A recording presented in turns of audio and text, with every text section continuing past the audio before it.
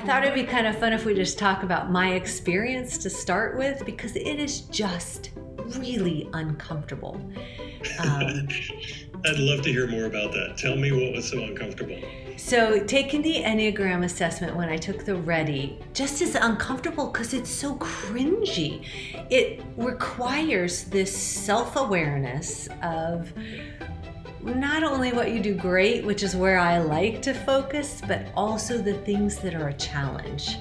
And so some of the things that I know get in my way in relationships, especially with my husband and my son, you actually have to, what do you have to pick between? Are you more apt to be confrontational and controlling, or be quiet and dismissive? And, that's hard to own up to sometimes.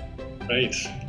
Well, and those pairings are very intentional. It's called a forced choice test. So you don't have multiple choices. It's one or the other. Mm-hmm. And part of the goal is to take all of your answers and then look at what that complete profile is, and also to recognize that folks are going to come out on a continuum. So, I think we were both surprised to see your results based on what your experience was with it in the past. Is that a fair Very assessment? Fair. So when I took the Enneagram before, I was a 2, but they didn't give you any of the other, servant leader. It didn't give me any of the other, well, this is what came in second. And I was almost tied for 4 things. Yeah. I had a tie for first and a tie for second. So 4 things were all really close to each other. Which is actually a compliment. Okay, So please tell me, I'll feel better. It's part of the reason you want to work with somebody on this, is that if you just sort of look at it and then walk away, you may not get the results that are really going to help you grow. But when you look at it and see that you had 2 that were tied top and 2 that were tied second, that's actually shown that you've done some good integration work. Tell me more. Because it was weird. I was like, what? I have 4 scores, and even my 5th were all within, it was like a 22, a 21, a 20.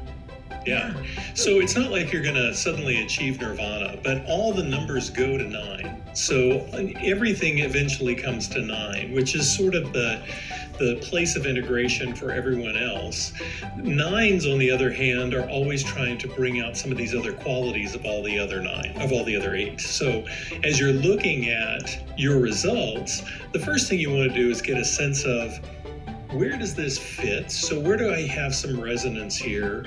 And then that place that you named of, where is this kind of uncomfortable, and what do I not want people to know? That's the part when that rings, then it's getting to your depths. It's getting to the really important parts. Super humbling. This is not going to surprise my family or my clients.